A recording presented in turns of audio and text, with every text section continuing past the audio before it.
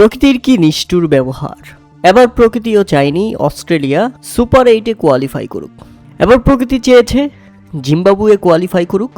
তাই তো ইতিহাস করে জিম্বাবুয়ে টি-20 বিশ্বকাপের সুপার 8-এ এই প্রথমবার দলটি পুরো বিশ্বকে তাক লাগিয়ে দিয়েছে। অস্ট্রেলিয়া ক্রিকেটের এই নিস্তব্ধতা, এই হতাশা ক্রিকেট বিশ্বকে একটা শিক্ষা দিয়ে গেছে। টি-20 ক্রিকেটে কে কখন কি করে দেয় সেটা কেউই বলতে পারবে না। মাইতি অস্ট্রেলিয়ার এমন পতন ক্রিকেটে এই প্রথমবার দেখা গেল। আর অবশেষে বৃষ্টিতে ম্যাচ পরিত্যক্ত, তাতে জিম্বাবুয়ে প্রথমবারের মতো টি-20 বিশ্বকাপের সুপার 8-এর যোগ্যতা অর্জন করেছে। শেষবার বিশ্বকাপে খেলার যোগ্যতাই অর্জন করতে পারেনি জিম্বাবুয়ে, আর তারা এখন 2026 সালে টি-20 বিশ্বকাপের সুপার 8-এ পৌঁছে গেছে। আর সেখানে বলির পাঠা হতে হয়েছে অস্ট্রেলিয়াকে।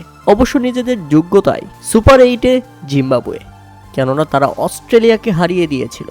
শ্রীলঙ্কায় পাল্লাকালি স্টেডিয়ামে শুরু থেকেই বৃষ্টি ছিল। এ ম্যাচে টস পর্যন্ত হয়নি।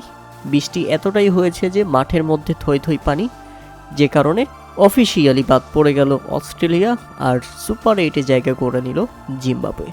জিম্বাবুয়ে ক্রিকেট দলকে অভিনন্দন। আশা করছি তারা সেমিফাইনালের দৌড়ে ভালোভাবেই টিকে থাকবে এবং নিজেদের সামর্থ্য দিয়ে সেমিফাইনাল খেলার চেষ্টা করবে। জিম্বাবুয়ে ক্রিকেটের এমন উন্নতি চোখে পড়ার মতো, অথচ জিম্বাবুয়ে ক্রিকেটে নেই কোনো বড় ভাই, নেই কোনো বাংলাদেশের মতো কোয়াবের মতো সংগঠন, নেই কোনো অভিভাবক, ড্রেসিং রুমে নেই কোনো দল, কোনো গ্রুপিং। অথচ দলটা নিজেদের মানসিক শক্তি, জেতার যে আগ্রহ, উন্নতি করার যে ইচ্ছা শক্তি, সেটার জন্যই আজ টি-20 বিশ্বকাপে নিজেদের রাজত্ব চালাচ্ছে।